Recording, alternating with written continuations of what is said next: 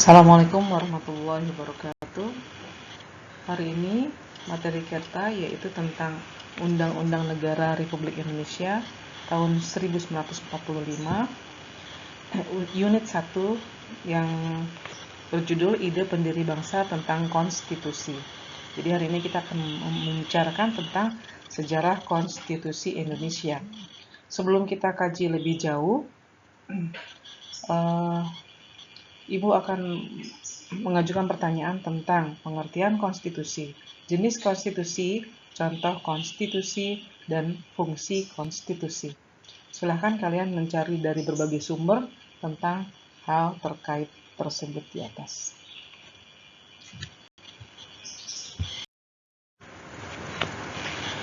Setelah kalian mencari pertanyaan-pertanyaan tadi, kita akan kaji lebih jauh tentang konstitusi. Apa itu konstitusi? Istilah konstitusi dalam banyak bahasa di berbagai negara itu berbeda-beda.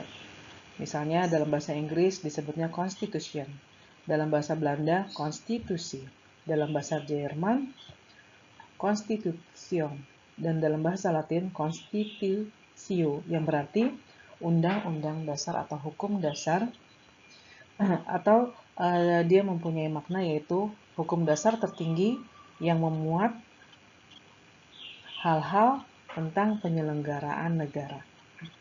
Konstitusi pada umumnya dibagi menjadi dua jenis, yaitu konstitusi tertulis dan konstitusi tidak tertulis. Konstitusi tertulis adalah aturan-aturan pokok dasar negara, bangunan negara, dan tata negara yang mengatur peri kehidupan satu bangsa dalam persekutuan hukum negara. Konstitusi tidak tertulis disebut juga konvensi, yaitu kebiasaan ketatanegaraan yang sering timbul dalam sebuah negara. Contoh konstitusi tidak tertulis atau konvensi dalam ketatanegaraan Indonesia antara lain adalah pengambilan keputusan di MPR berdasarkan musyawarah untuk mufakat, kemudian pidato presiden setiap tanggal 16 Agustus setiap tanggal 16 Agustus atau sehari sebelum proklamasi di depan sidang paripurna DPR dan sebelum MPR bersidang. Jadi presiden telah menyiapkan rancangan bahan-bahan untuk sidang umum MPR yang akan datang. Hampir semua negara itu mempunyai konstitusi tertulis, termasuk juga Indonesia, yaitu berupa Undang-Undang Dasar 1945. Sedangkan negara yang dianggap tidak memiliki konstitusi tertulis, misalnya Inggris dan Kanada. Tapi sebenarnya kedua negara tersebut tetap mempunyai konstitusi, hanya dia tersebar di berbagai dokumen. Misalnya di Inggris dia memiliki dokumen yang bersejarah yang kita kenal dengan nama Magna Carta, atau yang lain misalnya The Habeas Corpus Acts, Bill of Rights, dan lain-lain. Itu juga dikategorikan sebagai konstitusi tetapi tidak tertulis.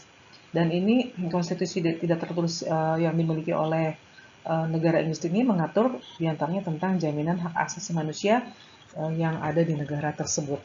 Kemudian apa sih fungsi konstitusi? Konstitusi itu mempunyai fungsi membatasi kekuasaan pemerintahan agar kekuasaannya tidak sewenang-wenang. Kemudian konstitusi di Indonesia juga tujuannya kurang lebih sama, yaitu untuk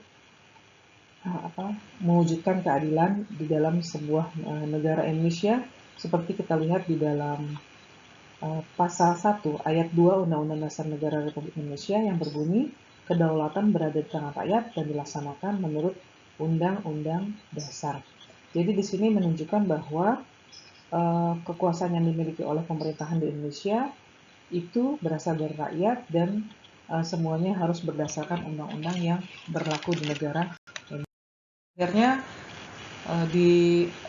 ditetapkanlah Undang-Undang Dasar Negara yang kita kenal, yaitu Undang-Undang Dasar 45. Mungkin itu penjelasan materi pada hari ini, dan penugasannya yaitu kalian mencari informasi tentang Berdasarkan pemahaman kalian apa itu konstitusi, kemudian ceritakan bagaimana proses disahkannya Undang-Undang Dasar Negara Republik Indonesia tahun 45 sebagai konstitusi, apa fungsi dari konstitusi, bagaimana pandangan Supomo tentang pentingnya konstitusi, dan pesan moral apa yang dapat kita gali dari sejarah konstitusi.